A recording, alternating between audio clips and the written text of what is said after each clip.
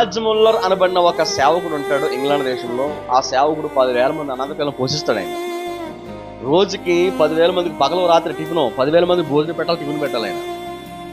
అయితే వారికి ఇంట్లో ఏమీ లేవు, సరుకులన్నీ అయిపోయినాయి, భోజనం పెట్టడానికి ఏమీ లేవన్నమాట. అప్పుడు జార్జ్ ముల్లర్ అంటాడు, ఈ మధ్యాహ్నం 12 అయింది కాబట్టి పిల్లలందరినీ కూర్చోబెట్టమంటాడు, పిల్లలందరినీ పేరు వడ్డించమంటాడు.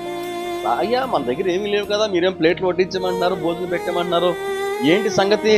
మనము అవమానపరచబడ్డాం, పిల్లలు చాలా ఆకలితో ఉన్నారు, ఈ టైంలో వారికి పెట్టేస్తే ఎక్కడి నుంచి కష్టం, ఏమైనా సమాచారం ఉందా మీకు అని చెప్పేసి అంటే ఏమీ లేదు, మీరు పెట్టండి చూసుకుంటారు అంటాడు. ఆరు జార్జ్ ముల్లర్ చెప్పిన ప్రకారంగా పెట్టేస్తారండి. ఈయన లోపలికి వెళ్ళి గదిలోకి వెళ్ళి ప్రార్థన చేయడం ప్రారంభిస్తారు. ప్రభా, ఇప్పటి వరకు ఈ రోజు వరకు పిల్లలను అద్భుతంగా మీరు పోషించారు, ఈ టైంలో వారికి భోజనం లేదు, నేనైతే ఏమీ చేయలేను, నీపై ఆధారపడతా ఉన్నాను, నేను ఎవరిని సహాయం అర్థించడానికి కూడా అవకాశం లేకుండా పోయింది ప్రజెంట్. సో నీ మీద మాత్రం నేను డిపెండ్ అవుతున్నాను, ఇంతమందికి భోజనం పెట్టాలంటే చేతిలో సరుకులు లేవు, కొనడానికి కూడా డబ్బులు లేవు అని ప్రార్థన చేయడం స్టార్ట్ చేస్తాడు.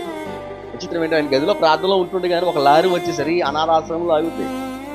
ఇక్కడ డ్రైవర్ ఇక్కడ ఎవరో జార్జ్ ముల్లర్ అని చెప్పి అడుగుతాడు. అందులో ఒక ఆయన వార్డెన్ అంటాడు, అయ్యా జార్జ్ ముల్లర్ అంటే మా పాస్టర్ గారు మా సేవకులు అయినప్పుడు, ఇదిగో ఈ భోజనం అంతా మీ అనాథ పిల్లలు ఉన్నాడు కదా పెట్టండి.